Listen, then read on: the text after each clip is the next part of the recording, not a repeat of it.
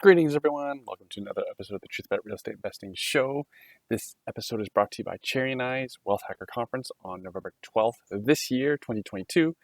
After the success of our first conference in November 2019 and several postponements, many postponements, who knows why, we're finally back to 10x for the conference of the year for investors and entrepreneurs alike. We have expert speakers on business building, real estate, stocks, cryptocurrency, and they will all be sharing their secrets to building wealth in the most efficient manner. Building wealth in an efficient manner, to me, that's what a wealth hacker is. During a 1 day, all day, live and in-person event. There won't be any online option. Just good old-fashioned networking, live and in person. And for many of you, this will be a homecoming to see all your friends from all the other real estate organizations like Rain, Keyspire, Rockstar, Legacy, /Rich Dad, iWin, Stock Hacker. We're all cool people and we're inclusive like that. Don't miss out, as it's pretty safe to assume that all your friends will be going, as over 1,500 like-minded individuals attended last time. Get your tickets today at wealthhacker.ca. Even better, if you're on my emails, you'll be informed of all the promotions that are going on. If you don't know where to find that, I don't know how to help you. Simply go to the website for this podcast, truthaboutrealestateinvesting.ca, truthaboutrealestateinvesting.ca. Just put in your name and email, and you'll be on our email list to be informed of when new episodes come out, any sort of promotions we have going on, including the Wealth Hacker Conference. On to the show. Summer session we're having. We're definitely in a recession. Don't get me wrong. It's a real one too, since we avoided a long one when the pandemic hit. And thanks to all the government stimulus money and rock bottom interest rates, it didn't last very long.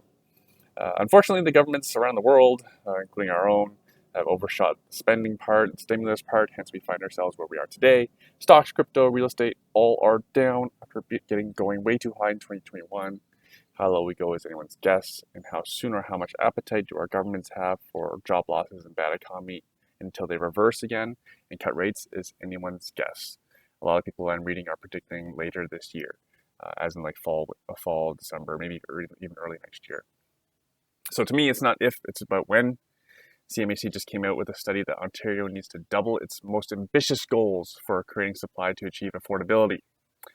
Good luck with that, with all the government red tape and taxman in our pocket. Add to that the lack of construction labor. Building all that, not possible. While Canada just set our immigration record for the last quarter. So we have more people coming and not enough supply coming. That's a formula for guess what. Rents, and also, and of course, go ahead and blame the investors, but rents for single-family homes have now gone up over $3,000 per month on the single-family homes in the areas that we invest outside the Greater Toronto area. That's right, rents are at historic highs since buyers are delaying buying due to rising interest rates, or not buying at all. And that's kind of the thing why I've invested for my kids. I always worry about one of the generations in our family line that will never be able to afford a home. Hence, we're building wealth now, getting prepared for that so that we don't have future generations of tenants only. Nothing wrong with renting. But personally, I always thought of renting as making the landlord rich rather than paying oneself. Again, that's market dependent, to each their own. I've advised family to rent before, as they live in a less desirable neighborhood downtown, and in less desirable neighborhood and building, and instead to invest for a property that actually cash flowed outside Toronto. Luckily, I was right. Condo prices went down during the pandemic, and due to the mass exodus from urban condos, and prices for suburban houses rose 30 to 50% during the pandemic. So luckily, this family member took my advice. Back in February, each week we couldn't believe what any property was selling for. Everything was selling for crazy prices.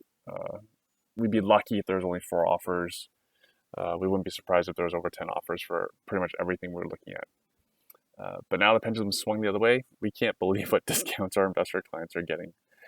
Plus home inspection and financing conditions. It's totally crazy times. We just had a client buy a huge house by our standards. I know for many of you live in huge houses, but for when we're buying investment property, especially single-family homes, 1,900 square feet is huge.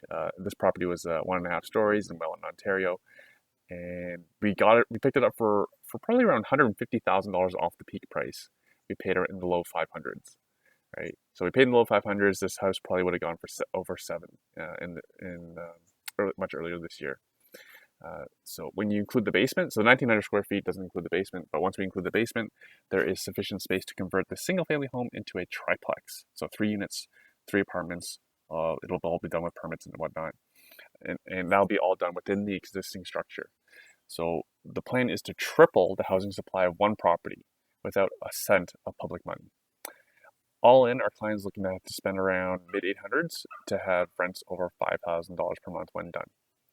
I'm calling that a winning buy and hold investment, cash flowing property with opportunity to refinance, to take much equity out. Coach Chris, the Captain Hook, and I will detail this deal on a future YouTube episode, so we can go through the deal in a bit more detail. For example, I'm a real estate geek, so the fact that having data points, like for example, this property, the sellers accepted our first offer, so it was a bit of a shocker. Yes, bit of a shocker. I'll also be blogging more about the subject of real estate investing, and including all the drivers for the decision to invest in real estate. I enjoy researching, I enjoy writing, I enjoy sharing, I enjoy, and I have to do a lot of research as well because my wife and we decided to build an 8-figure real estate portfolio, and that's only Cherry and I's money. We are the only investors. We have only one property that's joint ventured, one student rental out of our portfolio that's in the 8 figures. The rest of our investment risk reward is all ours.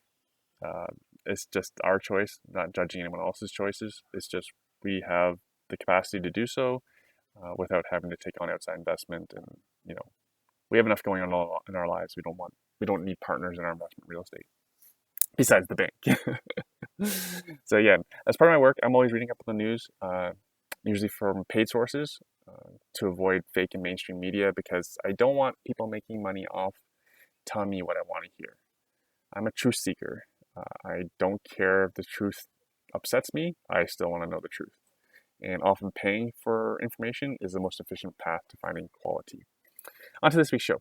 We have business coach Marianne Gillespie, who I've been working with since around 2014, back when there was no Zoom. And I mentioned that because Marianne, or Coach Mag, as she's known, we did coaching over the phone, and she lives in Ottawa, so I never really got to see her. Never got to see her face. But for as long as I've known her, she's been running long distance and high energy. And ever since meeting Marianne, she's beaten cancer. Again, I wouldn't have known that she was dealing with cancer because it was all over the phone. Because she didn't tell me she had cancer, nor she's dealing with it. And she lost 150 pounds. Again, I didn't know because I only knew her over the phone. And she never complained, never whined, never told me about it. The focus was on me and my business growth. For the first time publicly on the show, about 2-3 years ago, Marianne shared with me and our audience of 17 listeners how her parents died when she was just 16 years old and was homeless for some time in Ottawa, so not the friendliest of climates. On our last episode, about a year ago, Marianne shared how she completed her first Iron Man Triathlon in Tulsa. I don't know what state. It's obviously in America. And it was done during the lockdown and pandemic. Remember, she has cancer. She has had cancer, so she's immunocompromised, and based on the timing, she only had one shot of the vaccine. But she still traveled to Tulsa and finished an Ironman triathlon, which takes the requirement is to complete it within 17 to 18 hours. Right? Imagine that, 17 to 18 hours of biking, running, and swimming. Not for me, no thanks. Again, that was over a year ago. And then this past weekend, Marianne not only competed in the Mont Tremblant Ironman, but she won first place. I don't know how she does it. She's an Iron woman. She's an amazing human being. She's also a successful realtor, so there is some real estate spin to this show. She's also a pretty accomplished real estate investor herself, obviously an entrepreneur. She's a member of several of the most exclusive mastermind groups in the world, therefore has a lot of insights into the market and the economy, and she gives her updates as well on the economy and real estate markets. If you're not inspired by this show, I don't know what will. Please enjoy the show.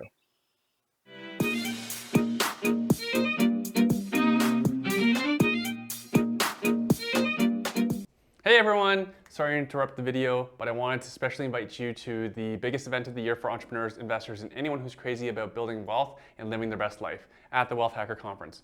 The Wealth Hacker Conference is an all-day in-person event, live only, happening in Toronto this year, November 12th. We'll be learning all the best practices on building wealth from retiring early, including from top experts like 6-time best-selling author Derek Foster. He retired at 34. He's known as Canada's youngest retiree. We have the incredible Jesse Itzler, New York Times best-selling author of one of my favorite books, Living with a Seal. He's our keynote speaker, and he'll share his secrets on building a life resume to be proud of, plus all the hundreds of millions of dollars he's made. Plus tons and tons of other excellent speakers who have built financially free lives through real estate, stocks, crypto, and business. You do not want to miss this event. The links for the tickets are below. Hope to see you there. Marianne, what's keeping you busy these days? What's keeping me busy? Everything. Work, triathlons, Iron Mans, volunteering, you name it, man. Discovering the world, endless possibilities.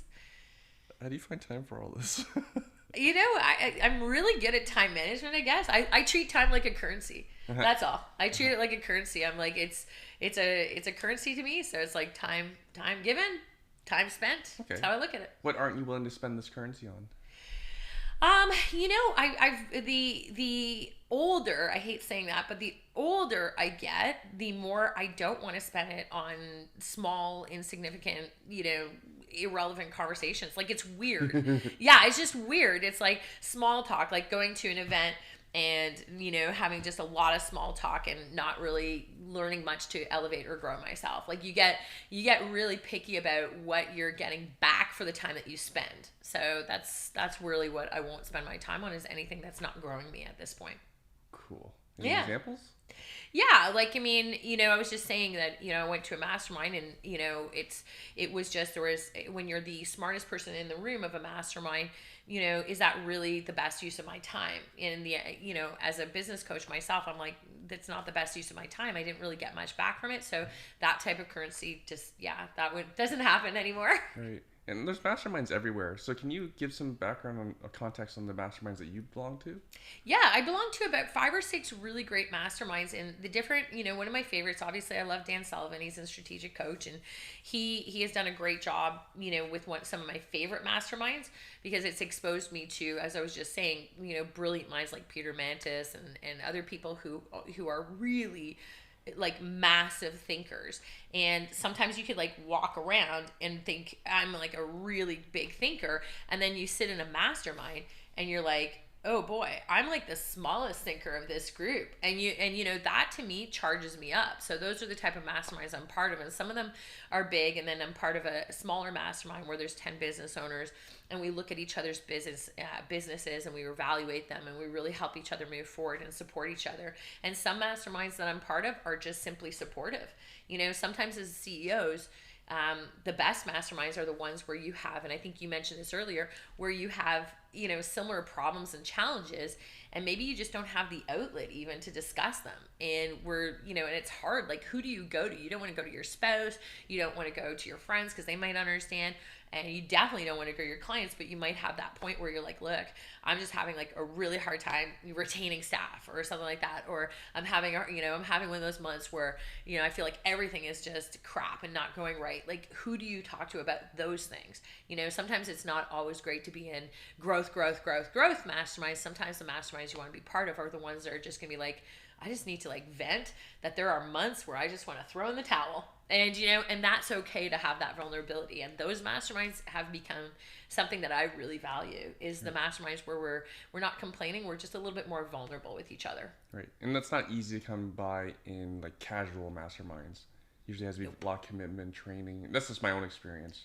Yeah, you can't, like, the more casual they are, the harder it becomes, you know, to get that trust and bond and drop all those barriers and drop the egos and drop the, you know, I'm this, I'm that. And it's like, you just be raw and be real. So it does take a while to build that trust foundation. Mm-hmm. So. And then and it's cool once you have that trust, and I feel a lot of people drop the ego, and and then it seems like everyone's humble.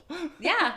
Well, we're just all like, we're all hustlers. Like, you know what I mean? Like, we're all hustling. We're trying to get to where we need to get to. And it's like, you know, there's no point. I mean, there's no point in having an ego. Deep down inside, we're just all exactly the same. Yeah. Journey's a little different. And I'll readily admit things what things I've done for ego. Oh, yeah. And I'll even say it in my mastermind. This makes my ego happy. Absolutely. And I'm with you on that one too. I think, you know, self-awareness is a big deal. Self-awareness is a huge deal, or at least I think it is. So yeah, I like it. So that's my favorite thing about masterminds. And it does take a lot of, you know, you have to be prepared to be like, I don't like this mastermind, I'm out. You know, exit easy, exit fast, you know, if you don't like it. You'll know first mastermind session. Are there any entry-level masterminds you'd recommend folks look into? Yeah, like, I mean, I think if somebody's looking, okay, I really like Dan Sullivan because, you know, I do like that his packages, like, you can bop in anywhere. Like, I can fly to Chicago and do it. I can do England. I can do anything. I think, like, with Dan, he has entry level. So he, you know, when I first started dabbling into more professional masterminds, that's where I went. Right. So you and I were just talking about EO, but, you know, with Strategic Coach, it's a nice entry level mastermind that gives you a lot of opportunity to elevate it and go to a whole different level. So, you know, when I started there first, I started at the very basic and I was like, let me just see, you know, test the water. Let's see if I like this. And, you know, I did. Obviously I did. So, yeah. So we came to Ottawa just to do this podcast with you. Oh my gosh, that's it's hard awesome. to get you. Yay! And I was just thinking, as you mentioned that, you had mentioned how with Strategic Coach you can fly to Chicago, fly to England. There's no options here for high level mastermind. Well, you know, you could try, but like, I think if you look, we were talking about this, is that, you know, Ottawa can sometimes be vanilla. You know, it's like, you know, you've got different flavors of ice cream. Ottawa would be what I would refer to as a vanilla ice cream city. It's not, to me, I don't find it's the best place for a mastermind. I find that it's very high population of government workers in the city because obviously we're kind of like Washington, right? So we have a huge amount of government, huge amount of city. Like, so, you know, just the amount of actual business owners that are, you know, that would be appealing is, I think, far significantly less here. So a lot of us do go elsewhere, and it's just, I haven't had much luck finding great masterminds in Ottawa. Right. It's one of the benefits of me living the GTA is that, you know, EO is, I think, 6-7 times the size of the Ottawa chapter. Yep. So we don't have to go far for some pretty good people. Yeah, you don't have to go far. It's like there's always a toss though. Like, you know, you have Ottawa, which is beautiful. I mean, it's a gorgeous city. Here. Yeah, it's like beauty. Like, I mean, you know, it's a struggle. Clean, it's nice buildings. Oh man, like you go up to like within 15 minutes, you know, I could leave my house 15 minutes. I could be up in Gatineau, riding a bike, swimming in the lakes. Like, I'm there all the time. So it's like you have this massive playground if you love the outdoors. If I go to the GTA, I would lose all that. So it's like, where, you know, is it? So that's the battle that always goes, you know, hop on an airplane, 45 minutes later, you're in the GTA.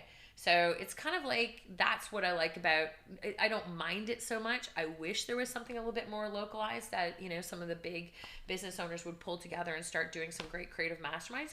Maybe it's something I don't have the time to organize that stuff. So I'm like, and it's not my jam, but I like to participate in them. I don't like to organize them.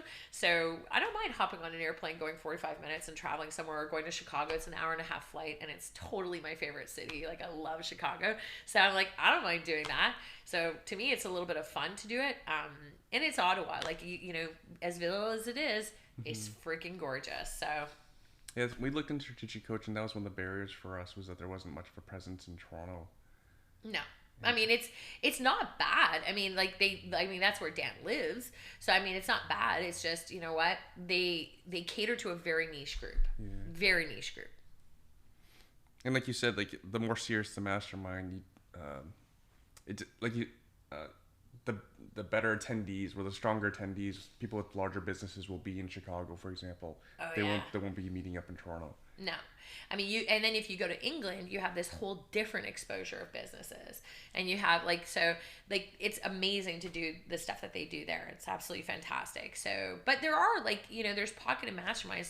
The hardest thing is about a mastermind is like, and the I guess the easiest thing maybe is that, are you given the tools to take your business to the next level? That to me is like, I can sit down and have jams or talk with any CEOs and business owners. We have some really genius ones in our city. So, I mean, and they're pretty lenient with giving their time out. So there's amazing talent everywhere.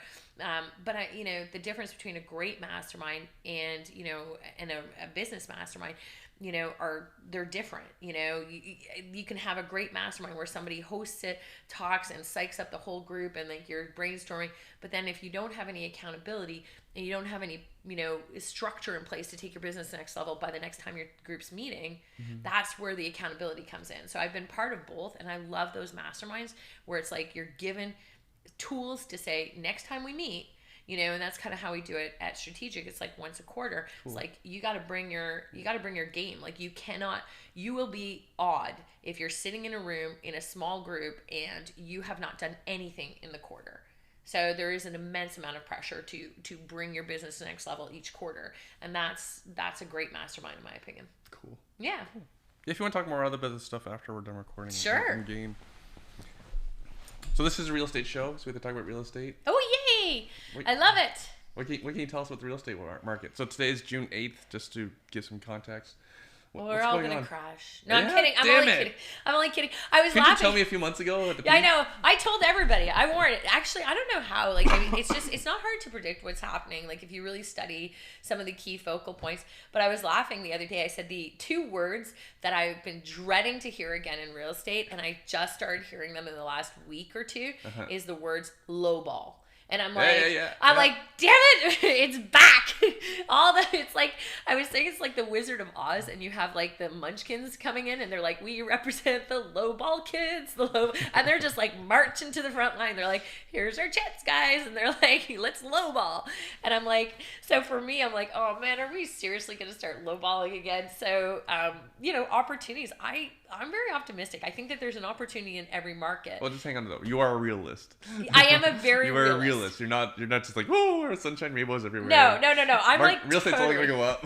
No, if you think it's going to go up again, you're crazy. But I also was like, I don't understand why people are rushing. Like, it was crazy when you watch what happened, because my background is also like, I'm fascinated by neuroscience. And so, I study what happens with the brain and what happens, like what happened.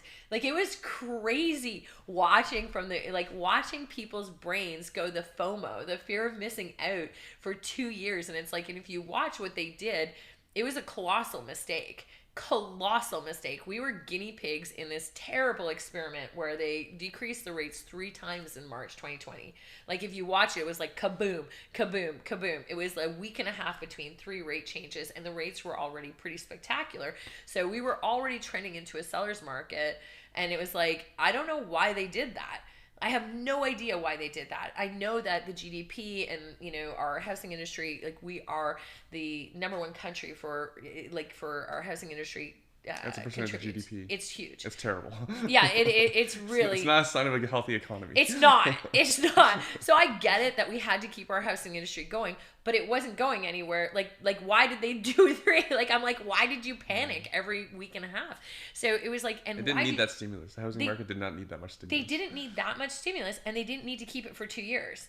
Like, it was totally irresponsible what they did. They could have stopped it after 6 months. They could have adjusted it, and they just totally made this like situation where it was like FOMO, fear of missing out. Everybody was like, oh, run, rates. And we were watching the prices go up 10, 20. And then all of a sudden it was obvious. We called it in this, we said, look, you're going to, December of 2021, I said it on a podcast. I said, we are going to have a big problem. I said, like, we are shutting down in January. Christmas, everybody had their first Christmas after 2 years to spend with friends and family. So they buggered off. Nobody was interested in real estate. So there was a pent upness.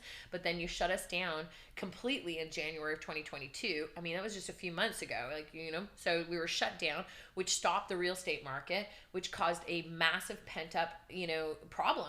And what they should have done is they should have changed the rates at that point and said, okay, we're going to increase the rates so that so there isn't a big explosion when we come back. I mean, you could see it. I saw it. So then that's where the rates went up 20% in a lot of cities in February. And it was crazy because you had all this pent up issue, and then it balanced out starting in March, the last 90 days. So we lost all of the profit. Well, we didn't lose anything really. It just balanced out the February. So you knew, like, you could see this stuff happening. So it was and I don't think people are stupid for entering into the market, because the payments and the interest rates, you can run the numbers 100 times. But I think what they've done is they've caused a massive mess. And if you follow what they're doing with the prime rates right now, and you go back to what they did in 17 and 18, it's the same thing. They're doing the exact same increments. They're doing the exact same thing. And it worked back then, but the prices weren't the same back then. So you have to kind of look at the balance with that. So realistically speaking, I don't believe that they have a clue what they're doing at this point. So I think that, my next guess is what are they going to do in July? So I believe that they'll finish the year at 3.95. And I think so we'll have another quarter of a point. The question really becomes, are they going to do it in July, or are they going to wait till September? My guess is I think they're going to wait till September. I think there's, not every area across Canada is dropping as fast as they want it to. Some areas have had no drops in pricing. Some have had 3%, some have had 6%, some have had 16%. Barrie, Ontario has had massive, I think over 20% drop in pricing. Yeah, so we're close to that in Hamilton. Yeah, Hamilton as well. So aren't you close to that here in Ottawa? Yeah, we're about 16%. Yeah. And so it's like, when you're looking at that, the adjustments that they wanted happened. So not everywhere though. So, you're looking at, I think it's Brampton hasn't changed much, or certain areas have really not adjusted. I know, certain areas, you're smiling, but I mean, certain areas haven't. So it's those areas that I wonder if they're going to say, okay, we have to keep going. Personally speaking, I think we're dealing with very uneducated people, I think, handling where this is going to go based on what they've done before. I think they'll wait till September, and then they'll do the quarter point in September, and we'll finish the year at 3.95, and we'll move into a buyer's market. And then how long do you think for the buyer's market? I would say 2 to 3 years. 2 to 3 years is what I'm guessing at this point. I can't see us getting out of it because, the inflation's here to stay. Like, I mean, I'm not really sure what people think there is going to happen. I mean, when all of a sudden they're going to be like, okay, we're going to reduce. Look, they added a gas tax during all this. Like, you know what I mean? Like, this is so crazy, the stuff that they've added to make inflation worse. And I think at this point, people are financially okay. Like, they're going to slow down their spending. They're going to travel less. They're going to, do whatever. They spent a lot of money in the last 2 years. And so I think it's going to be here. The buyer's market should be about 2 to 3 years. Yeah. And I do. Yep. That'll be fun. What do you think it's going to be like for realtors then? What do you think it'll do for realtors? Yeah. You're closer to it than I am. Like, how many realtors are... Did we gain a lot of realtors in the last few years? Oh my gosh, yeah. And are we going to lose some then in this? I'm hoping we do. I'm hoping we do. Wait, your business is... I'm sorry, but I'm like, realtors. we work with great realtors and we love them to death, but we're seeing that, okay, this is a skill-driven market. So what you have to remember is that even pre-COVID, what we had is we were in a great market for about 3 to 5 years pre-COVID. So we were on an upswing anyway. So it wasn't tremendously difficult to be a real estate agent pre-COVID, the few years before COVID. So if you're looking at realtors who've had their license for about 5 to 7 years, they've never experienced a skill-driven market. A skill-driven market is very challenging. Mm-hmm. It's frustrating. It's exhausting. It's consistently, you have to work twice as hard in a skill-driven market. So it's basically, we've entered that. And so what we're seeing in our company is tons of realtors reaching out to us going, what am I doing? Like, I don't know how to do this. I don't know what to say. We had a team owner say that they had a realtor on their team for 1.5 years that came to them the other day and said, listen, I don't know how to put conditions in an offer. Yeah, I'm like, what? I'm like, what is this? And I'm like, oh my gosh, that's how easy they got it. They literally just wrote offers. They're like, with no conditions. We're like, woo! And I'm like, oh my God. I'm like, this is crazy. So you're going to see like these, you're going to see a skill-driven market. And right. I think Oh, I love it. Yeah, it's gonna be. I've never done an offer presentation in person before. Yeah, it's like, what is like, they don't even know how to write clauses, and I'm like, they don't know how to navigate this, so they don't know how to get clients, they don't know how to, if a seller, they don't know how to explain the market. I mean, you could ask like 80, don't know how to sell a listing. They don't know anything, and it's like, so you've got this in a buyer's market. They don't get it, and so it's like, and it's moving so fast that it's like, so what you're seeing is these brilliantly experienced, skill-driven realtors who have sat back the last, let's say, 7 years or 5 years and said, okay, like they've watched this change in real estate come up the pipeline, and they're like, man, these kids don't know how hard it is. Now all of a sudden they're up here, these skill-driven realtors going, I know how to handle this. I have a client who has 188 closings happening right now, and they have 188 closings and their market dropped 20% in pricing. You tell me like what kind of skill you need to navigate through that. You need a massive amount of skills to navigate through that. A normal realtor would probably be like, if they had 2 closings that weren't going to happen, they'd lose their mind. They'd be like, what do I do? So you have to be really, I think what we're going to see is a big drop in real estate agents for sure. So you will see a bunch of them that were, the part-time ones are going to go, this just isn't worth it. Like, it's not worth it. They're going to have to work with clients a lot longer. So, you're going to work with buyers. Sellers now, like one thing we're seeing as well is people coming to us going, okay, I would put a listing on the market and sell in 5 seconds. They don't know how to price, or they're like, what do I do how do I market a property for 60 days? They don't know. They're like, what do I do after a week? Right? After a week, they're like, what do I do? And I'm like, well, you have to have a marketing strategy. Well, what's that? So you're seeing this really big gap, and I'm not saying the gap won't get bridged. It's going to take a while, and you're going to see a lot of real estate agents who've had a very lucrative past few years. They're going to probably have our clients. I'm not going to brag, but I am going to say our clients, like, they've got us pushing them behind. So we're navigating this. We knew this was coming. We prepared in November. We said June, July, and August, we're going to be slower. It's going to hit balance, and then we're going to move into likely a buyer's market in the fall. And we said that since November. So they've all had a chance to prep for it. We work on the skills every week.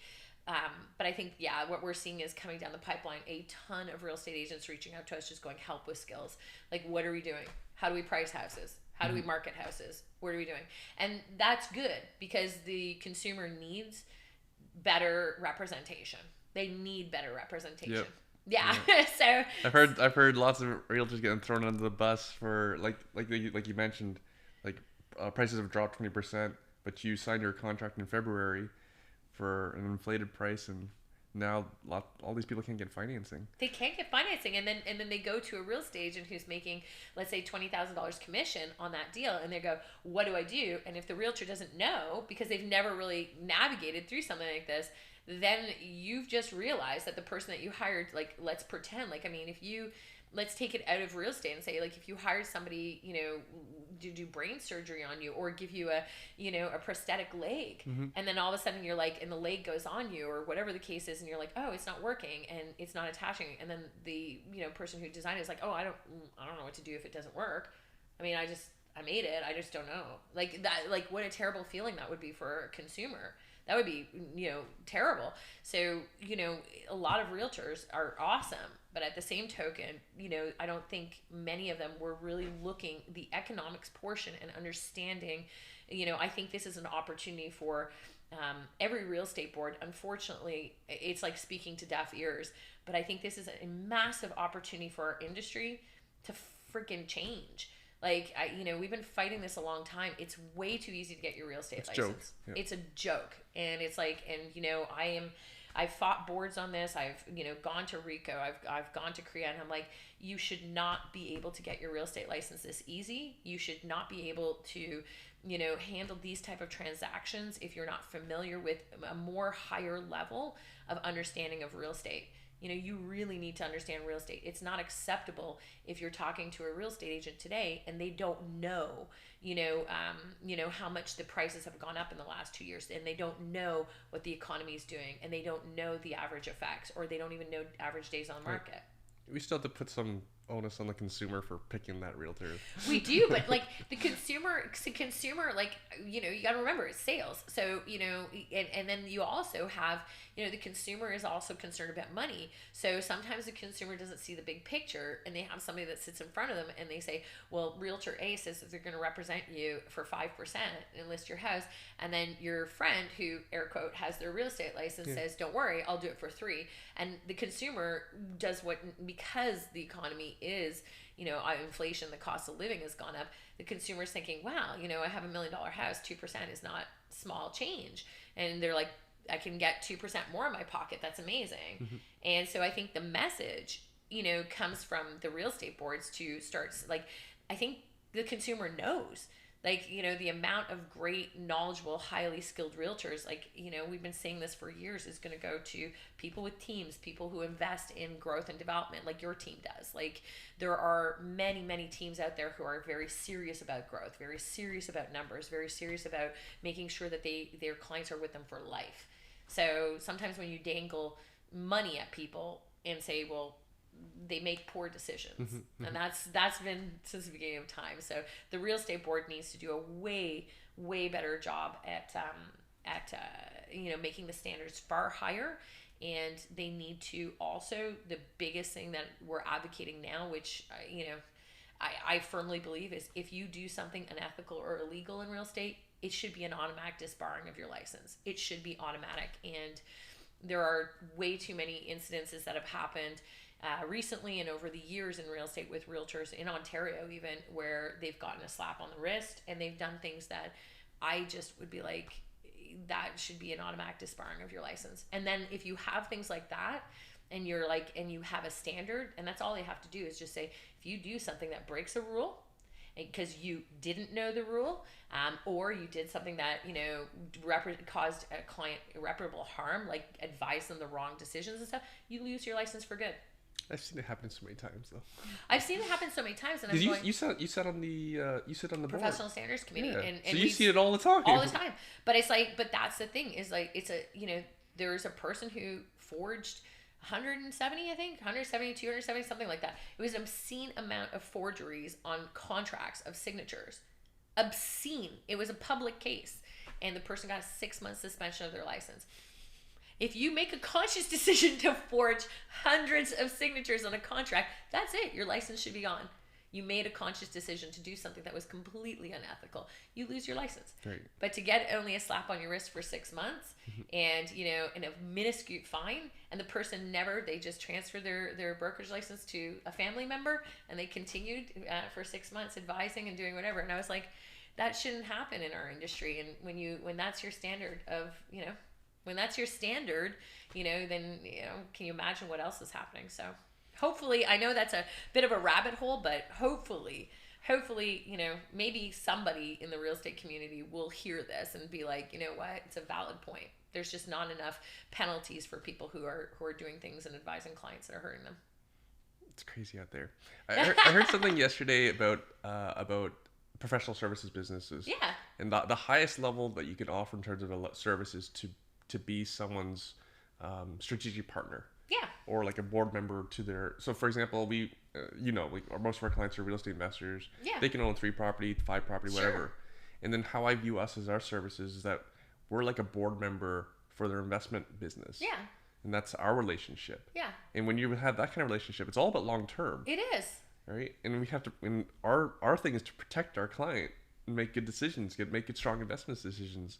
Whereas I find. I've even seen influencers say, "Oh, go get your real estate license and start selling pre-construction condos." Yep.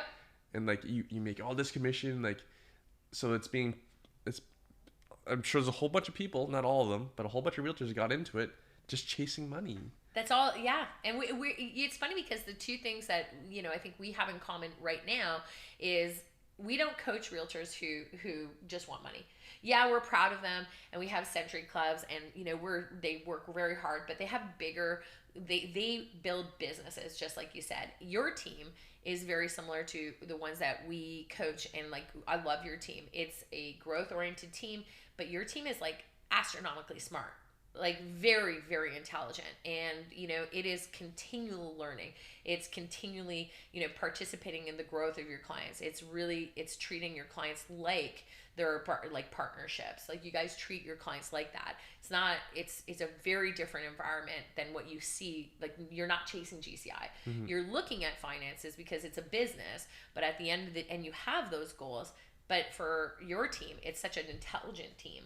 And that's, where the industry is going right now. And that's also, where I think, that's where we like to work with clients. When we get a phone call from somebody, I can smell it a mile away when they're like, oh, my GCI is down. And then they're like, I just want, like, can we coach with you guys? And like, let's get our GCI up. And it's like, no, like, you can, no, because what's going to happen is that if you see your clients as just a meal ticket to GCI in the real estate industry, then you're going to always be chasing GCI, but you're never going to have their best interests at hand. Right. You're always thinking about your paycheck or your GCI, and you got to see people as each individual that you do business with, just like your team does. Each individual that you do that you represent is a human being that has life goals. Like, this is their biggest financial investment of their life.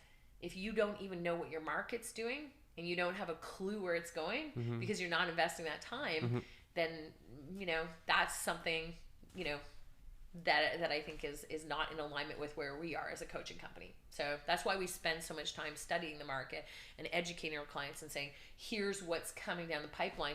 And we get the calls almost on a weekly basis from our clients just saying, hey, you know what? I don't know how you predict this stuff, but they're like, it's awesome. And like when we said back in November, we're like, it's going to be a skill driven market for the rest of like probably your careers, at least 2 to 5 years. I'm excited. I love it. I'm like, let's go. Like, it's like, I like working for my money. Well, I love working for it, but it's also challenging. Yeah. It's like, you have, like, when you look at it, like, look at Ottawa. If you had a 40% increase and 60%, drop in the increase in prices, you're still looking. The average seller's market is about a 5% increase in prices per annum, and you're still looking at it, and you're going, okay, well, you take the 16 away from the 20, and you're like, you're still left with a substantial over 20%. Still, you're left with as a profit that you didn't really do much in the last 2 years to get. And you take that over 2 years, and you're like, you're still 11-12% per year of growth in your pricing. And that's amazing. That's tons. And I'm like, what, like, when did that become bad? I'm like, but being able to articulate that to a seller who's sitting there going, I lost 20%. No, you didn't lose 20%. You did not lose 20%. Okay, you didn't have it. Real estate goes up and down just like anything, but it's like you didn't lose it. Right. It's going to come back, at some point. But the reality is like, and that's what I think is exciting. We've seen a snapshot of where pricing can go. It will go back there. Not for a long time, but it will go back there. And you look at it, and who knows? Canada's a bit crazy sometimes. Maybe it will go back there. We don't know what they're going to do with the interest rates in the future. I mean, it is unknown. So I think you see a snapshot, and when we talk to sellers, you're like, hey, listen, this is like the best market. You're still capitalizing on great profits, excellent interest rates, in my opinion, still. And it's like, make it rain. It's a perfect market. More options.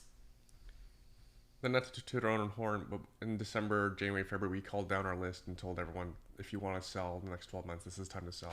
Yep. Yeah, and we had some clients take us up on that, and they're very happy for it.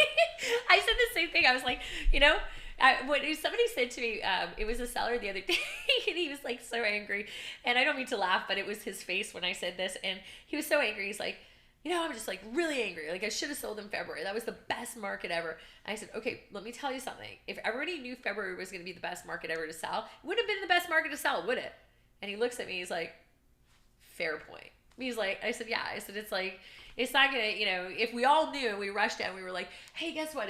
February is going to be the rock star time to sell. Go ahead and do it. You're going to make so much money. It's going to be incredible. You'd have so much inventory on the market, it wouldn't have been the best time. So he's like, that's a good point. I said, take what you have. I said, see it as a win still. And I said, and you know what? It's reflective. Not only now are you getting that profit, but you're also getting about 2% off purchase prices now in negotiations. So it's great. It's wonderful. And you've got some sellers who are totally panicking right now. So you're getting even better deals. So I don't know about you, but I'm like, got my holding company ready. I'm like, let's go. I'm excited over the next 2 years. Load it up. I'm excited too, because just to give the listener some context, I think days on market in my market in Hamilton, I think we're I think we're just under 50 days on market, average days on market. Yeah.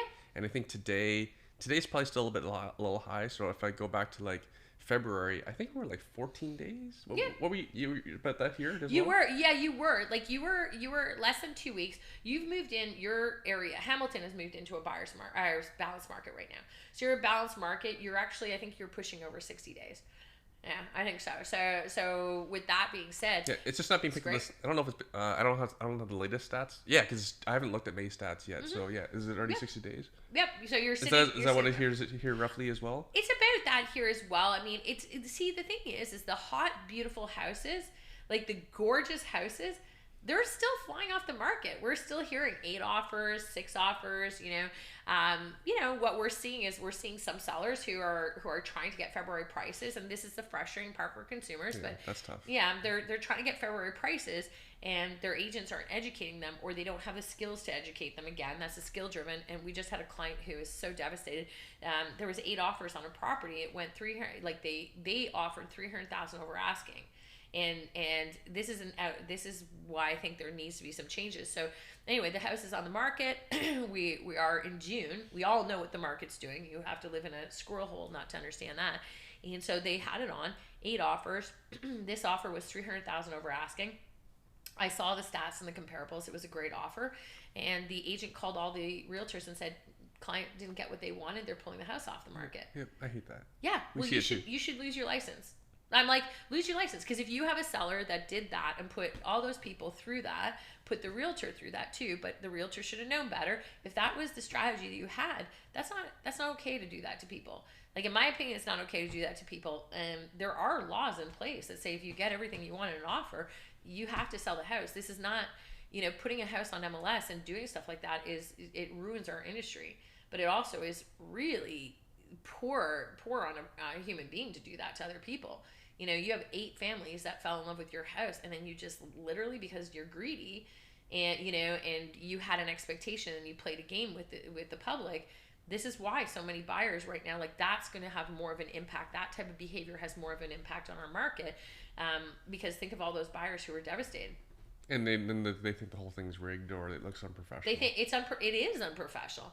It's like there are laws in place that say if you put a house on the market and you advertise a price and you get an unconditional offer that matches everything, you know what? You're not supposed to change your mind. Like, they do that because if you think about that, how do we know that realtor didn't put that wasn't a friend of the realtors that put their house on the market just to get more clients? We don't know that. The consumer doesn't know that. I don't know that. So, you know what? There is laws and rules in place that aren't being executed that prevent that from happening. And you know what? Nobody's reporting it, and we're just watching stuff like that happen because it's a game that they're playing. So there is some challenges right now as well. Is the open bid thing going to happen? Yeah. So there. Oh, that's a hot topic. Yeah. So open bidding, is BC. So BC is launching.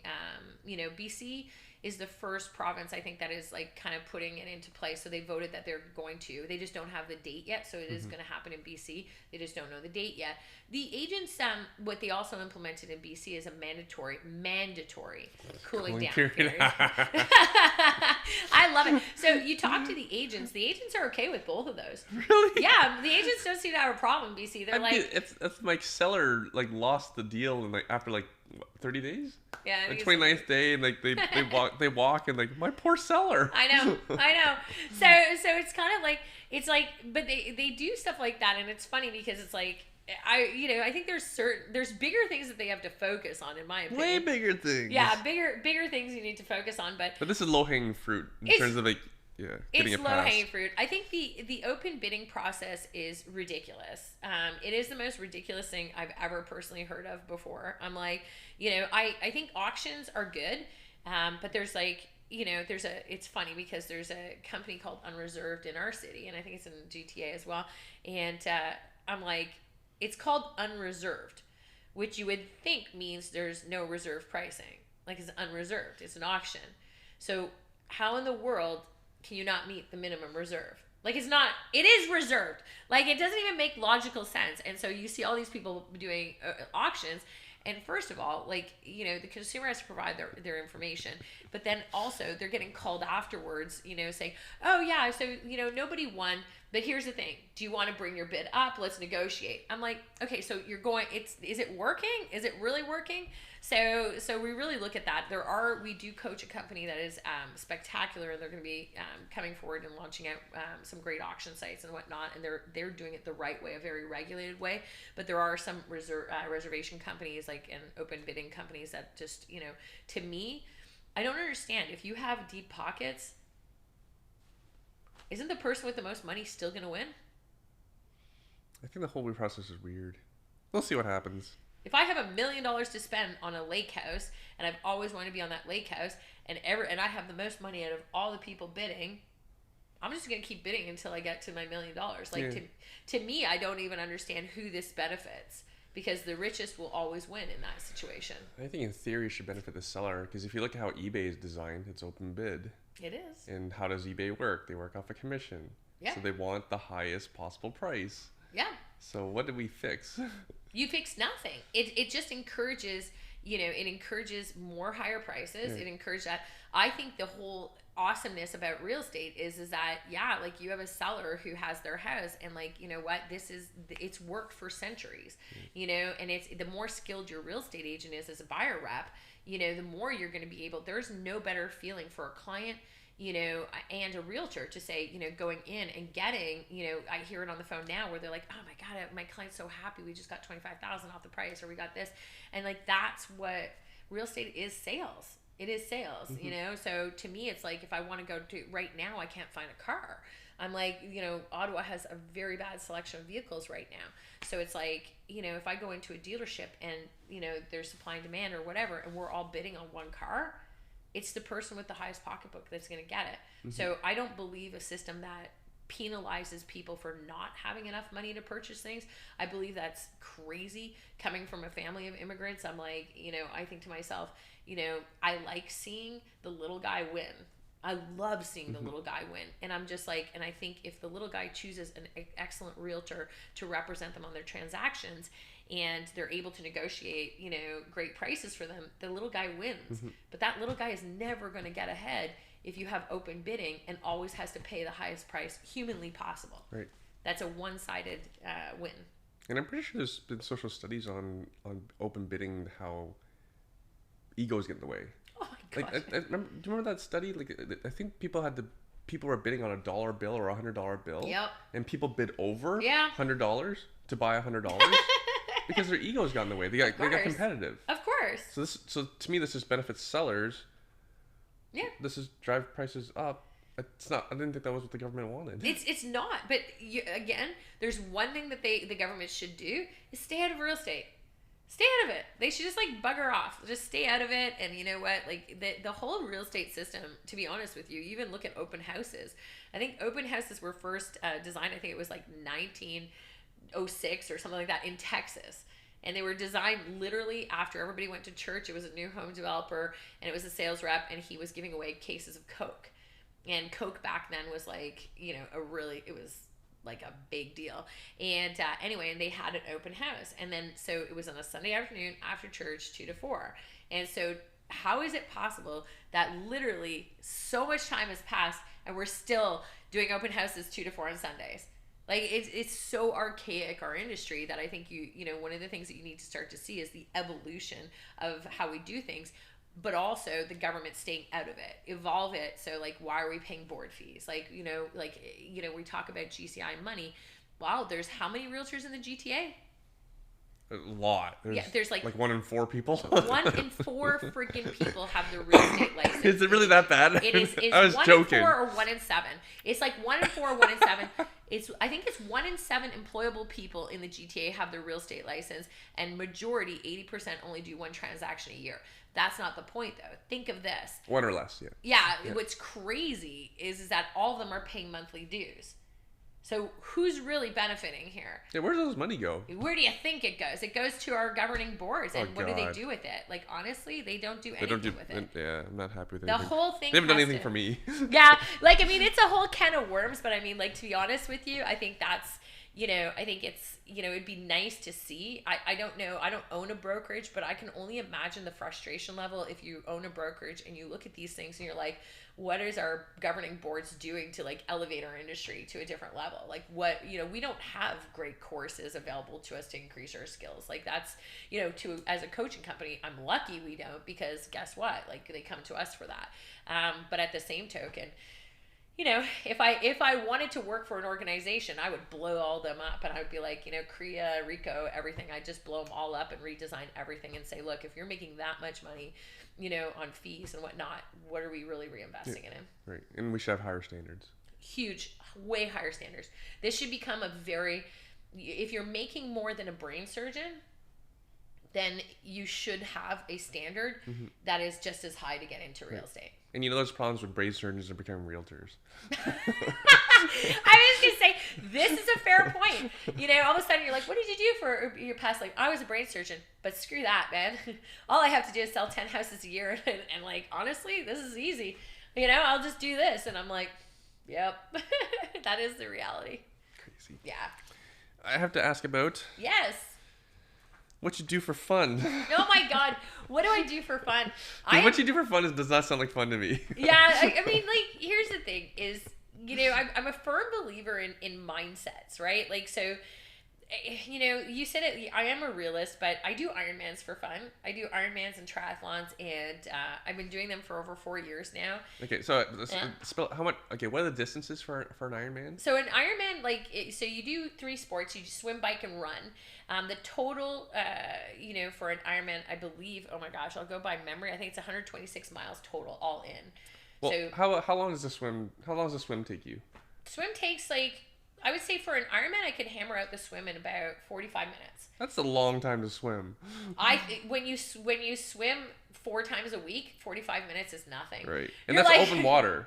Yeah, that's the scary part. Is it's open water, and I mean, like if you go back to Florida, I did Florida in November, where it was historically the worst swim I think they've had ever, and we all got pulled in by a riptide, and there was 2,000 people swimming, and about 500 to 600 got pulled in with safety. It was a riptide that they didn't see happening, so it threw us into the middle of the Gulf of Mexico. So that 45-minute swim turned into an hour and 25 minutes.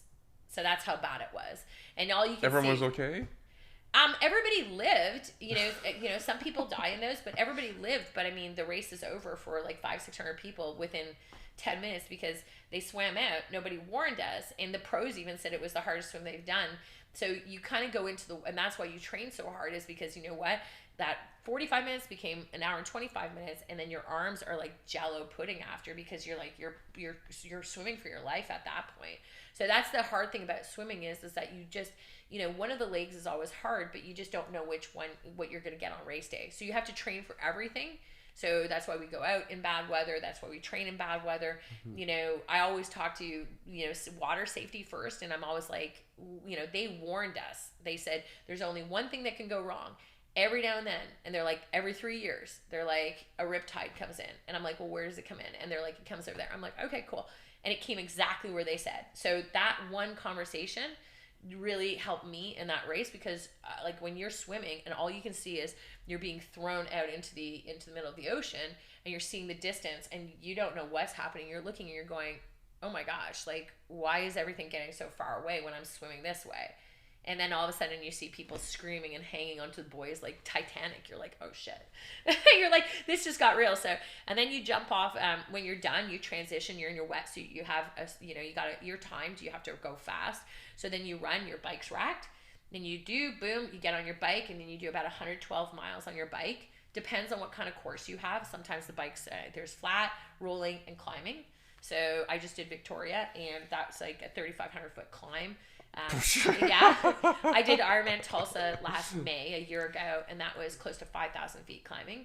So I'm doing Mont Tremblant. Mont Tremblant is next 2-3 weeks from now, and that's a big climb. So I like the climb ones because I'm really good at climbing. So about 112 miles there on the bike, and then as soon as you're done the bike, you rack your bike, put on your running shoes, and away you go run a marathon, which is over 26.2 miles. So it's like, so the hardest thing really is keeping your body going. You have like 17 hours to do it all. And that's a requirement because you fail to finish if you do not, right? Yeah, if you don't but you have to like hit all the time. So like your swim has a time cutoff, your bike has a time cutoff, and your run does. So even if you're a super ultra fast runner, if you go over the time limits in either of the first two categories, you're out. Right. So like you can't sit in transition and just be like, oh, I got all the time in the world. You gotta keep going. Right. So the Florida swim, a bunch of people got eliminated immediately. Yeah. Because no fault of their own, really. No fault of their own. I mean, you can say that. But you would be very shocked how many people do Ironmans without the proper training. So if you train properly the way that you should for an Ironman, which is part of the fun, then there's no condition that should mess you up. Like it shouldn't. Do things without proper training. Yeah, like there's a whole movement right now with Ironmans in business, and you'll see it on Facebook and stuff, and you see they're self-admitted. I spoke to somebody at the most recent Ironman in Victoria who was telling me that they only do Ironmans for business purpose, and like that they're only going after an Ironman goal because they're like, this is the best marketing for me and my business ever. And I'm like, do you like them? And the dude's like, not at all. He's like, I hate everything about this. And I'm like, and so there's a whole movement that you can see in the business community right now, and I'm seeing it actually in real estate where people are trying to do Ironmans because they want that for their marketing. It's a business decision as opposed to a lifestyle decision. Weird. For me, it's a lifestyle decision. I wake up and all I want to be is on my bike. I love swimming. So, I'm in the pool at 5 o'clock in the morning. I love going for a run. I was running last night. So like for me, the competition is the motivator and challenging your brain to go to the next level. No, it's like, it's amazing. You will never like, doing it for business would be ridiculous. Like it would be. I mean, that's better than I've read about people who climb Everest for business, but they don't even climb it. They get carried up by a Sherpa.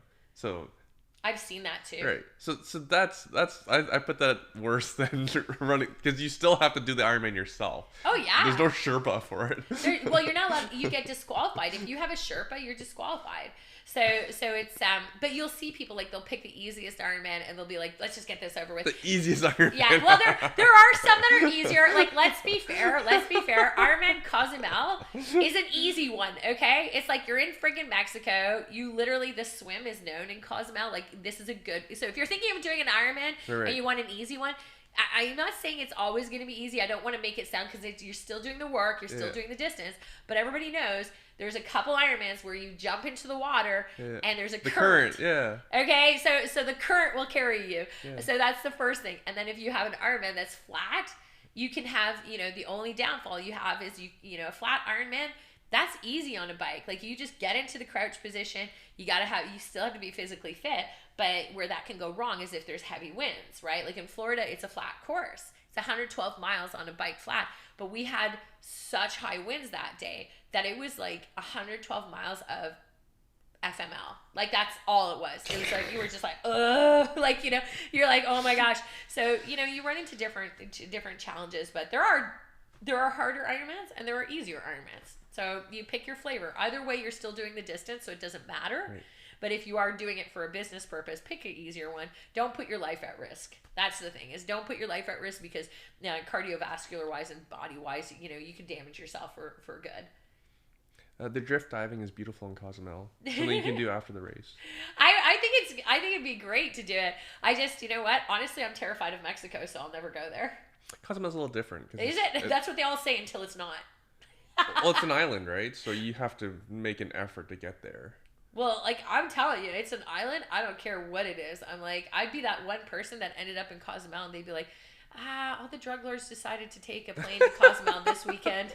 And they just decided Cozumel was over. I'd be like, that's what it is. I'm just so terrified of Mexico. I'm like, I don't even know if I go back ever. Yeah, have a look. See if there's been any crime on the island. Because it's different. Like, for example, like when you're on the beach, there's no one to come, like, there's way less vendors that bother you compared to, like, mainland Mexico. Because, again, it's just harder to get there. It would be, but I'm like, there's a lot of beautiful places in the world that I'd like to see. So I'm like, you know what? Not that I don't want to see that, but when you're doing an Ironman, like the biggest thing is there's a guy called Mike Riley, and he has written a bunch of books, and he's the announcer and he's the commentator, and he is they call him the voice of Ironman, and you work really hard, like like no matter what you choose for an Ironman, for whatever your reason is, if you're training for it, you're training hard. Like you put in the work, and that work is daunting. Right. You wake up, you do 16 hours of training in a week a lot of the times, and if you're competitive like I am, like you put a lot of work in it. Yesterday it's like 5 o'clock in the morning in the pool. My swim lane is pretty fast, and it's like, so you don't have to just float around at 5 a.m. and swim like half asleep. It's like, go swim, and it's like At 1 5 hour. a.m. Yeah, it's like like yesterday I was like, oh my gosh, are you serious? I'm like, oh my gosh, swim, and it's like, so you don't like, it's none of the exercising is like relaxed. So anyway, so that kind of happens. But Mike Riley is, there's this, he's got this voice, and like when you come across, he doesn't do all the races, so you want to get like the race that he's at, and when he calls you, it's the way he says it. He's like, and his books are great, by the way, and he literally is like, he goes, Marianne Gillespie, you are an Ironman.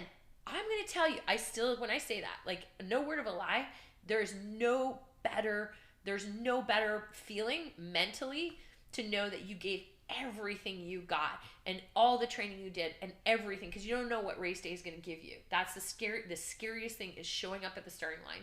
It never gets easier. You always, last weekend I was like, I don't know what I'm doing here. I'm like, what am I doing? And then it's too late. You're like, you're in the water. It's like, go, and it's like, now you're racing. And then when you cross that finish line and he screams out your name, because there's not 100 people around you, the course widens out and there's tons of people everywhere, and you get your own red carpet.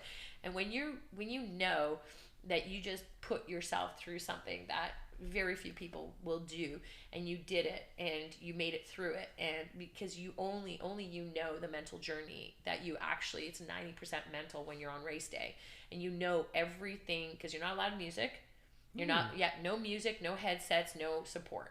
You are on your own the whole time, so it's a very lonely experience in your head, and the stuff that goes through your head is the worst parts of you. It's the worst parts of you. It's, it's the stuff that tells you you're not good enough.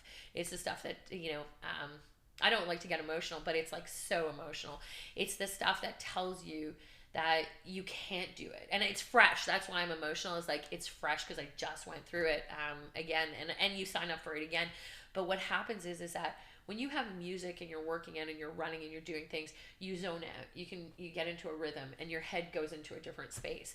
But when you have no music and you have nobody there with you, and you're feeling the pain of swimming, and then 112 miles on your bike and really hard, and you made it through because you're worried, and you're turning and you're doing everything you can, and then you're running and you're like, I got to get through this. Every shitty thing you could say to yourself comes out. Everything. You just nail it. You can't do it, won't do it. Why are you doing this? You don't belong here. Yeah. This person's passing you. You're going to give up. Your body hurts. Give up, quit. You can quit. Who gives a shit? Like, so much stuff goes through your head. That's the worst parts of you. And I'm not used to that, because I'm like, I try so hard in life, and it's like, so I'm not used to that shit, but everybody's going through it. And then when you get there and you fight it, it's not about putting your running in place. It's not about the biking. It's fighting every bad thing that you could say to yourself, and you're fighting it. And you're going, your mind's going, quit, stop, don't. You don't need to do this. And you're fighting it, and you're going, stop it. I can do this. And you like, that's all the narrative over and over and over again, because you don't have Mariah Carey singing in the background. You don't have Bon Jovi pumping you up or anything like that. So you're like pushing and pushing. And then when you get to that finish line and Mike Riley says those words, that's a badge of honor. That's why I have a tattoo. I have a giant Iron Man tattoo on the back of my calf, because, somebody said to me the other day, they said, is that an ego tattoo? And I said, no. I said, first of all, we put it on our right calves because when you pass bikes, they see it. So they know. It's a badge of honor. It means that I did it. I didn't just, I want to remember the rest of my life and that's why I sign up all the time, because when you get comfortable, you enter no man's land and you're dying. That's what you're doing in life. If you're comfortable and you're not pushing yourself, you're just dying. You're waiting for your life to end, or you've basically said, this is all I've got in me and I'm just going to, take it comfortably. So I like to remind myself, push yourself, get to the next level, be there, don't stay comfortable. Always remember that, if those words are in your head all the time and you fight them in a moment, when Mike Riley says, Marianne Gillespie, you are an Iron Man, I'm like, yeah, I can do anything. I can do anything. I can literally do anything. So don't stop. Keep doing it. And so that's awesome. So that's what I do for fun. I want the listener to have some context. So I was kid around. I think 17 listeners know I often kid around, but you've had an easy life, haven't you? No, I got the silver spoon, white picket come fence. from a rich family, and I don't think I've ever. I was saying this in an interview the other day. They said, what did your family leave you? Like, most people look at legacies and families and like whatever. I said, I can honestly tell you, I don't think I've ever been given anything. I don't think I've ever even gotten like, some people are like, oh, a parent dies and you get like I don't even know what you would call it, like a bursary or something, or a gift, or like a house or anything. I got nothing. I got absolutely nothing. I don't even think I never even got a car bought for me by my family, because all of this happened so young. So I've been on my own. I would say since, I was a teenager, I've been on my own. And a lot of people, they, we go through, I've had probably, and it never stops. Like, I've always had something challenging and difficult come in my life. And it's like, all the time. And it's like, so, being homeless, not having a family, surviving cancers. Like, You didn't even tell me when you had cancer. No. That was crazy. Yeah. Well, like, what's crazy is I, like, you. So sorry, just to give some context. We were still working together, and you were dealing with cancer and getting treatment, and you didn't tell me. No. I have, like, one of the, this is the only podcast that I'll ever say it, and and I won't say it again, but I currently have 2 tumors. I currently do, and I'm going in for treatment and surgery in July. So you are the only person that I've ever said that to, in this context. But no, you don't have to look like that. It's okay. Like, they're small, they're tiny. So we caught, when you're a former patient, they test you all the time. And the accident in Tulsa in my Iron Man is what discovered them. So a year ago they were discovered, and we've monitored one, and it grew, and another one came, and so now we're going to rectify it. But it was actually the accident in Tulsa, Iron Man. It was meant to be. It was meant to be. Yeah, it never would have been. Because it was discovered. so easy to get to Tulsa, wasn't it? Yeah, it was a terrible accident experience. But the thing is like. Oh, and the listener, go listen back to Marianne's previous podcast. She details Tulsa, her first Iron Man, only having one shot, traveling in a pandemic. Oh, it was terrible. First Iron Man. I don't think I've ever, excuse my expression, I don't think I've ever shit my pants as much as that. And it's like, and I'll tell you what I said to somebody the other day. I said, they said to me, I was on TV, and they said, what, do you ever get scared? And I said, I'm scared all the time. I said, when you're at that starting line, you're scared all the time. And they said, so why did you do it? I said, because you learn, and I think I learned this very young, and it only came to fruition in my head the last year or so, where you realize if you're scared, you can either be scared and terrified, or you can be scared and exhilarated. And what you learn is fear and being scared is something you can't control. You can't not be scared of something. It's just it's a natural instinct. You're not a psychopath. You can't turn that off. So it's like, yeah, I'm scared, but I've learned that being scared is where I belong. That's where I belong. That's where the biggest awesome opportunities happen. Mm-hmm. Is when I'm scared, I know that that's a good feeling. Mm-hmm. And I don't look at it and go, I'm scared and I gotta bail. That's not what I do. I go, I am terrified. I am scared. I rode with 20-year-old pros and Olympians on Sunday, a ride right after my Ironman that I shouldn't have ridden. It was a very tough ride. And you know what? Was I scared? Yeah, I was scared, but I knew that was where the best opportunity for growth was going to be. I'm so proud of the ride I did, and I'm so proud of the people I met, and it was a next milestone. So you're always moving yourself through stuff like that, and you're always saying, are you scared to start something? Because if you are, you're just, I'm still going to wake up tomorrow. I'm going to regret it. Like, what's the worst thing that's going to happen? So when you're scared, how do you perceive it? And like, I freaking love it. I'm just like, so now I look at being scared as something like that, but I was truly, truly terrified in Tulsa. That was truly it was terrible conditions.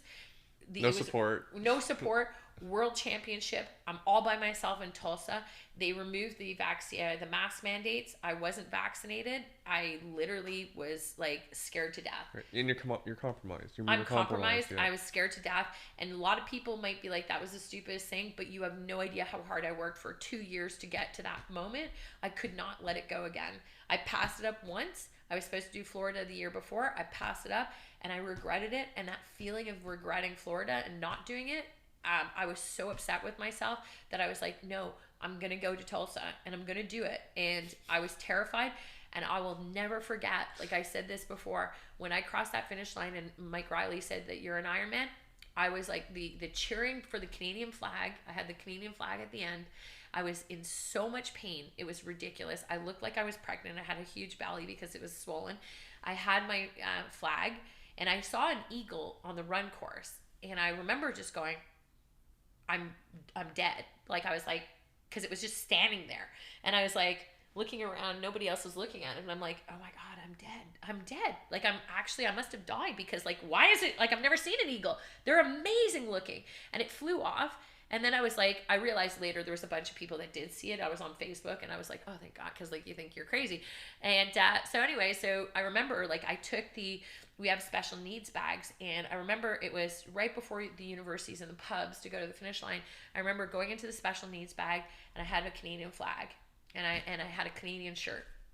So I threw on the Canadian shirt and I was like, and I threw on the flag, put it around my shoulders and I rounded the corner. And the lineups, because this was one of the first Ironmans during COVID that ever happened. It was the World Championship, first one in Tulsa.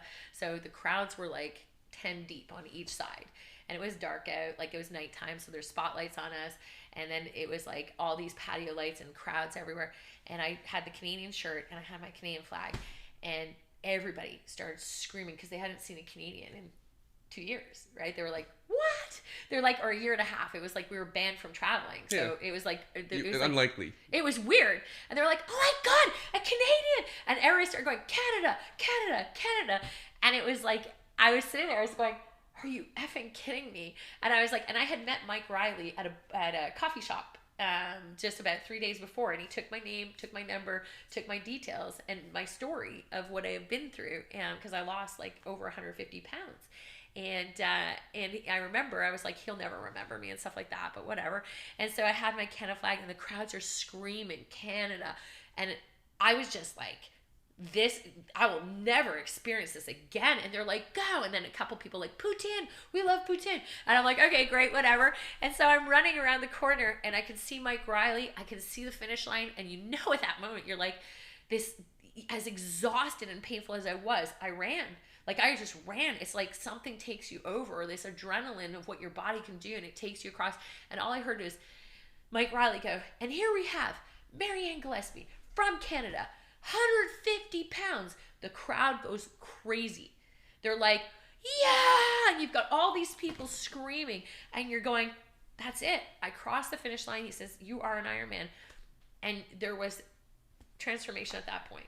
The old person who I was, the butterfly became the caterpillar became the butterfly at that moment. You shed who you were. You never go back to who you were. It's like, and that's the awesome part about it. I love it.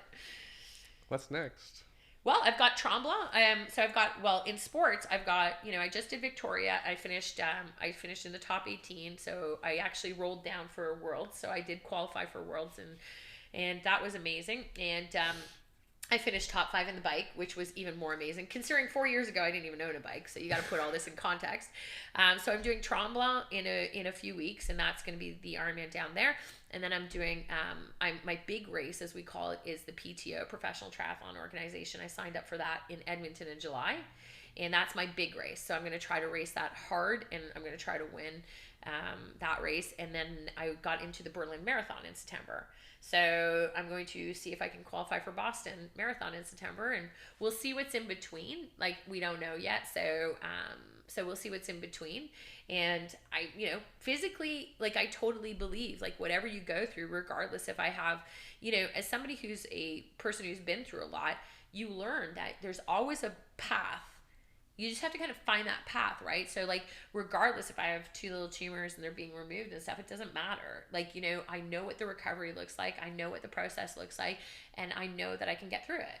So, it's after my big races, and I've got enough time between then and Berlin that everything's good. So it's like, and I'm super positive and super strong. So it's like, so everything is really positive. So you just have to kind of like, for me, it's, that's what's next there for business. I really, really like, I mean, we are just, this is my favorite thing to do, is to just, really take things to the next level.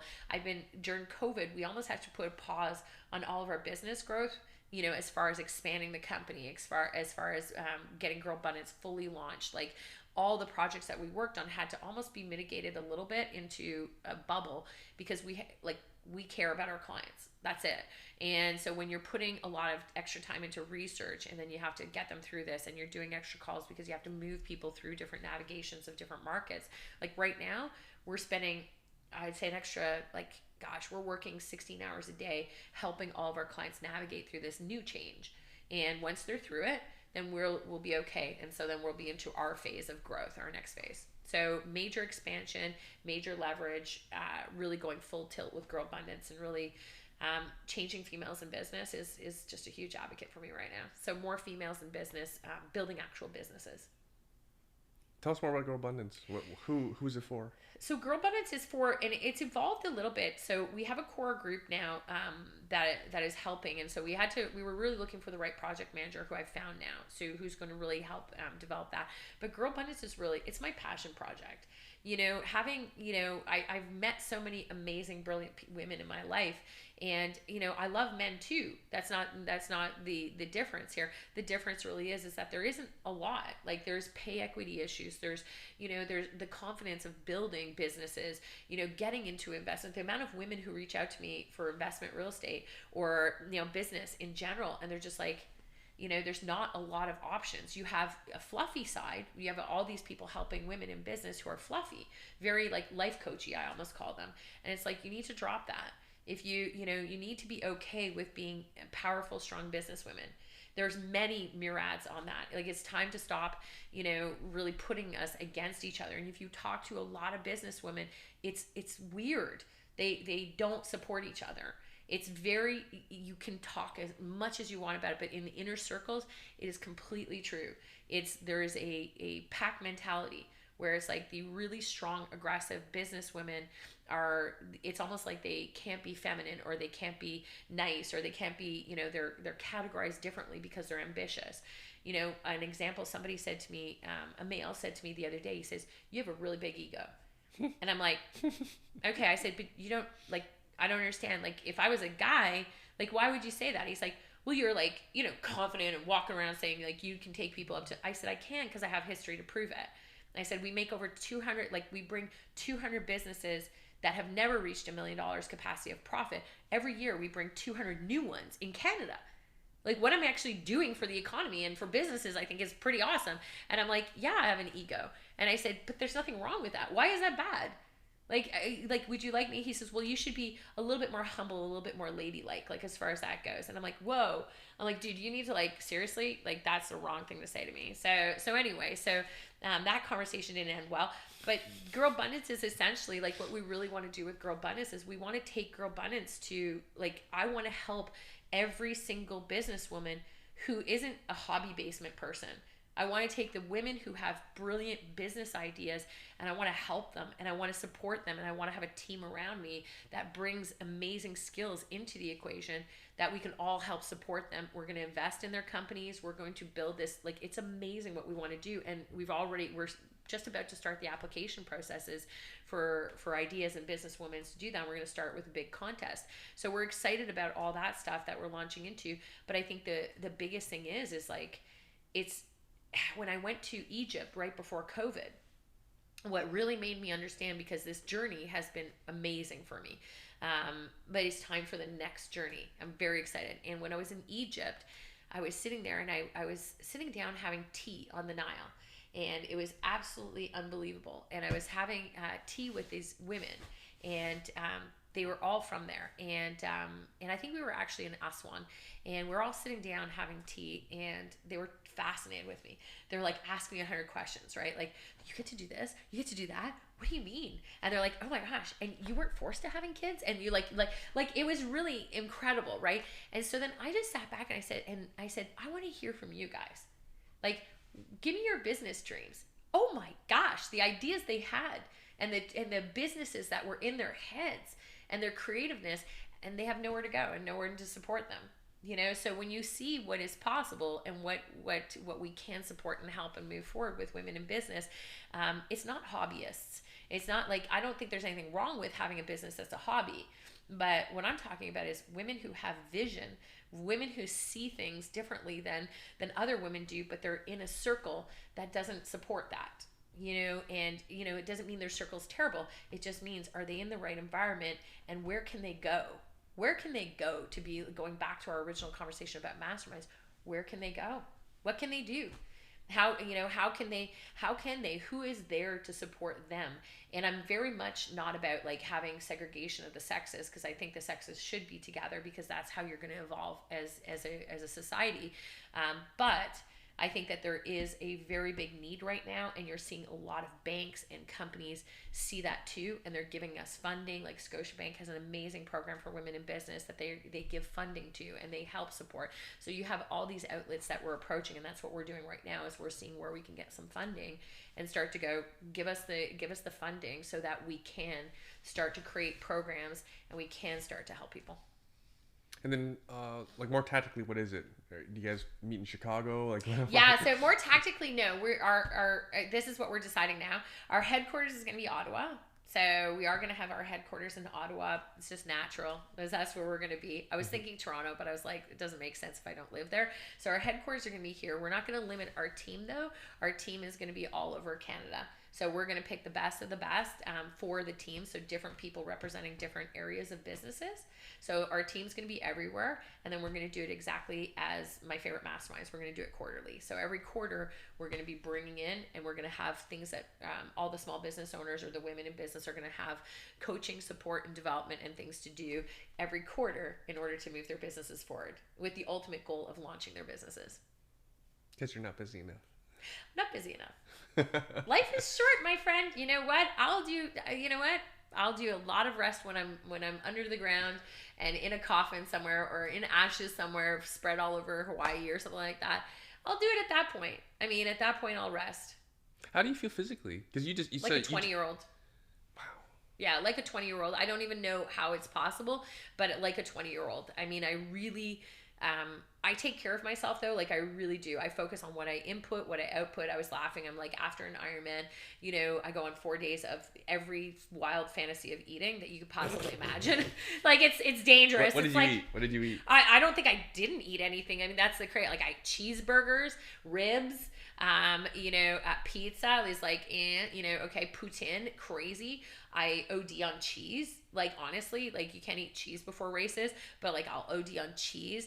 Like, you name it. KFC, only the skin, not the chicken. Like, let's be real. Who needs the chicken? Let's just go for the skin. Like, you name it, I'm on it. Like, a bad smell. And I'm like, okay. Yeah. What's your regular nutrition look like then? So I'm sponsored by FDC, which is a nutrition company, and they're great, and they're awesome. So I have their green drinks. So for breakfast, I always have their green drink, and it's like a game changer for me. That's what I think really gives me a lot of fuel. Is it a breakfast replacement, or no? it's not a breakfast replacement. Okay. Green drinks are really good in general. Like, you don't have to go with one over the other, but the green drink that I have is like a recovery and green drink. It's amazingly delicious.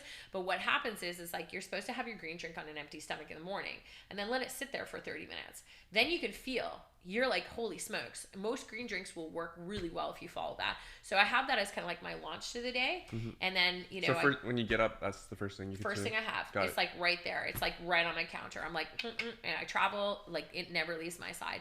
So I have my green drink, do that. I don't have any alcohol, no drugs, nothing. Like, I don't drink. Everybody knows that. I don't smoke. I don't do any of that stuff. Even in cheap moments, I don't. I went out for after the ride, and everybody had drinks. I ordered, because we got a free beer. I had a cider. I took one sip. I was like, I'm like, it's gross. So anyway, so I don't do that. And everything else is super lean, right? So we have to consume a lot of food. But I'm pretty much keto. So I follow a keto regime quite aggressively, and then about 2 to 3 weeks before racing, I go into carbs. And so then I start to build my carbs. And sorry, what kind of carbs? Can you be more specific? Pasta? Yeah, Rice? I mean, not pasta and shit like that. I only have about 2 days before. So I'm really healthy carbs. So I usually eat my carbs in liquid format, or I'll do them in vegetables. Yeah, I'm pretty diligent. I like liquid carbs. I don't like big, heavy carbs, like having pasta and stuff. It just doesn't suit me. What's a liquid carb? So again, it's like F2C has, it's called glyco, and it's amazing, and it's absolutely awesome. It's drinks, and so it's just fuel. It's just really good. Are you ever gonna retire from the Ironmans? No. So you're gonna eat like this for the rest of your life? But I like it. Like, if you feel like you're 20 years old and you're not 20 years old and you have more energy than you've ever had in your life, and your athletic performance keeps increasing, I think it goes without saying, I want to keep it up. I don't ever want to give it up. Yeah. I might change. Like, I mean, cycling is my passion, but I might change. As you speak, I think I think you have a lot in common with Jesse Itzler. I can't wait. Because he pushes himself like crazy too. I don't think his nutrition regimen is nearly as strong as yours. No, but he probably has a chef. No, but to be fair, I cook my own shit, right? So it's easy. I go with whatever's easy. No, probably doesn't, but it's like, I don't know. Like, for me, I vibe on how I feel. Like, I'm very in tune with how my body feels. If I gain 3 pounds, I don't feel good. Like, you when you are doing like 17 hours of exercising in a row, you can feel, like, if your body's not in alignment and you're just a slightly off, you can feel it. You do not want to feel like shit. You mentioned legacy earlier. Yeah. What's your legacy going to be? It's going to be girl abundance. So yeah, my legacy is like going to be girl abundance. So they all have to do run Ironmans too. Yeah, like, I mean, I am going to be branching into some of that. Like, I really do want to journal my story, especially after this year. I'm going to wait for the PTOs and then start, putting a book together and some things around that, because I think female in sports is actually really important as well. But I think, like, my legacy is that I want to leave. Like, my ultimate goal is I want to see, my original goal was to bring as many Canadians into millionaire businesses that I could, and consistently, I've well surpassed what I wanted to do with that, to see so many people become millionaires who are giving back and doing other things. Like, that's cool to me. Like, that's number one. So I've really, I think, made a difference that way.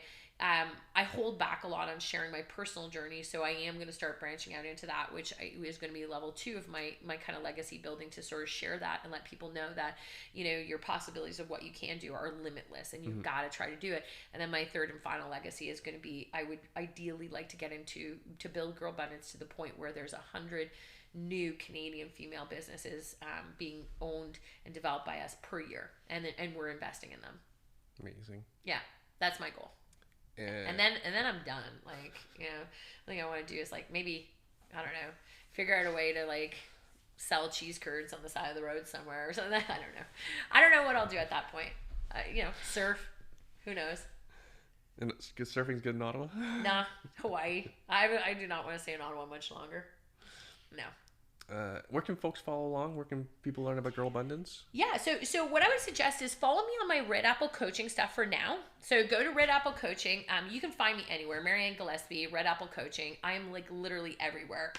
But I would suggest, like, follow me there, because our plan for launching out Girl Abundance is, like, we are literally in the funding stages right now. So we should have that wrapped up in about 60 days. And we're going to post all of that stuff on our other social media sites first, and then we're going to start to launch out, and then we're going to be starting our application process to females with their business ideas within the next 60 days, which I think is going to be super crazy awesome. I mean, I can't even imagine what we're going to get for applications, just to see what some of these awesome business owners have, the ideas that females in business, like, I'm just to sit down. So, and we're also assembling, over the next 30 days, we're going to assemble our board of directors finally, and just make sure that everybody's, all these strong women who are going to help, and get our coaches together. Amazing. Yeah, I'm excited. Coach, thanks so much for doing this. Thank you. Thank you for having me. I mean, this is awesome. I mean, a little bit more serious this time, but I love it. I love it. And hopefully, you know what? Hopefully people get value from it. That's it. If you get one little thing from these kind of things, it changes everything. I'll be disappointed if... Thank you for watching. If you want to learn how to invest in real estate from scratch, my team teaches beginners how to use the #1 investment strategy that I personally use in a virtual free training class every month. Go to investortraining.ca/YouTube to register for our next class. The link is also in the description as well. I publish at least 2 to 3 videos a week here, so subscribe if you want to keep learning from seasoned investors like myself and my guests. And if you're just starting out, feel free to ask questions and comment below, and I do the best to answer each of those comments and questions myself. Again, if you're ready to learn the nitty-gritty about real estate investing from a professional investor, register for our next virtual class. That's at investortraining.ca/YouTube. Thanks again for watching. See you in the next video.